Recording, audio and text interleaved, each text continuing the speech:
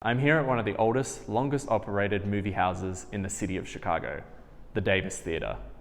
It's located right here in the heart of Lincoln Square.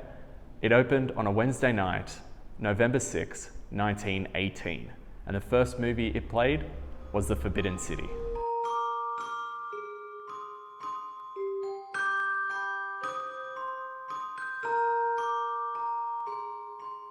Before opening, Lincoln Square was a bustling agricultural community, largely settled by German immigrants.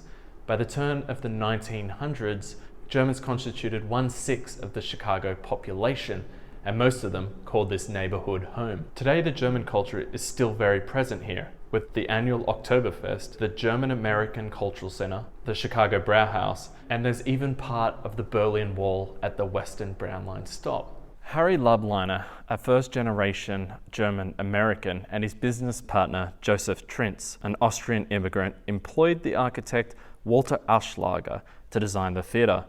It features a classic revival-style terracotta facade, one-story modern-style lobby, and an auditorium that could seat nearly 1,500 people. It originally opened as the Pershing Theatre, named after a famous American general, John J. Pershing.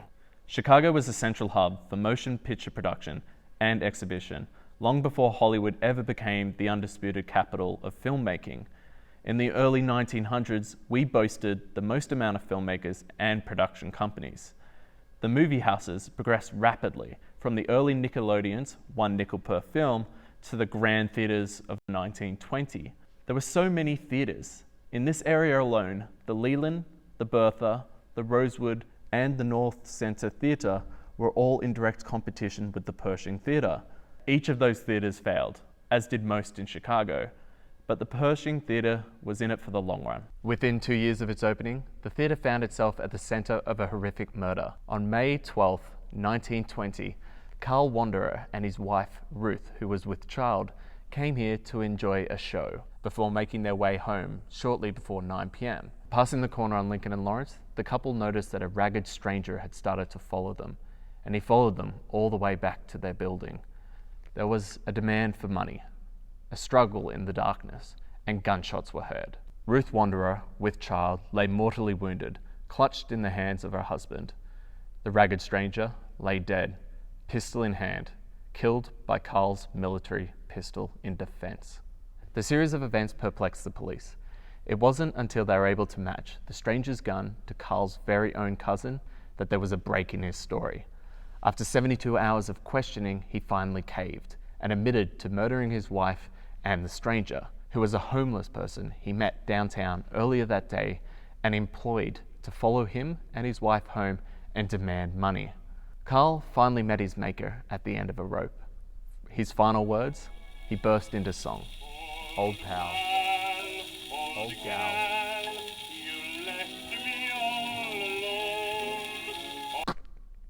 For the first 12 years, the theatre showed silent films, accompanied by its organ. It also had a variety of specialty shows, including burlesque comedy and song and dance. Aside from the theatre, the building housed 6 retail storefronts and 12 upper-level apartments. The theatre was renovated in 1930 by the S&S Theatre Corporation and cost $100,000. Reopening as the Davis Theatre on the 29th of August 1930, it featured the latest films with recorded sound. They were referred to as talkies back then. The first film to play on its new screen, The Arizona Kid.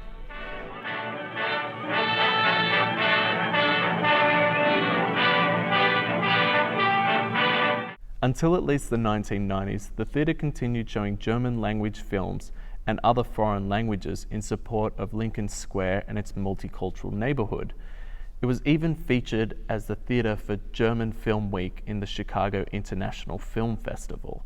By 1979, further renovations were done to improve the theatre, and in 1986, the auditorium was divided into 3 screens to accommodate the ever-growing movie releases. In 1999, the Davis faced potential demolition, and it was the community that the Davis had given so much to that rallied behind the theatre to keep it open. They were successful, and the theatre was remodeled to a 4-screen layout and reopened to the public that year. In 2012, the Davis, like most theatres, converted to digital projection. Gone were the days where films were delivered in 6 separate spools Nowadays, they arrive on something much more familiar, a hard drive. With the rapid advancement in technology, theatres either adapted or were left behind. In January 2016, the Davis closed to undergo one of its biggest renovations in its history. The theatre underwent a $4 million restoration. Customers are now met with plush seats, 7.1 surround sound, and 2K digital projection. The previous retail spaces have been converted into Carbon Arc, a full-scale modern restaurant and bar directly attached to the theatre. Along with the modernisation, there were restoration processes as well. When they began removing the previous drop roof ceiling, the original columns and moulding were still there. At almost 100 years old, they can now be seen again with the original organ. The Davis reopened December 15, 2016, the first film to grace its modern screens, Rogue One, a Star Wars story. With its centenary milestone just around the corner, the Davis continues to be a landmark for this neighbourhood and the city of Chicago. Best of all, well, it's my local theatre.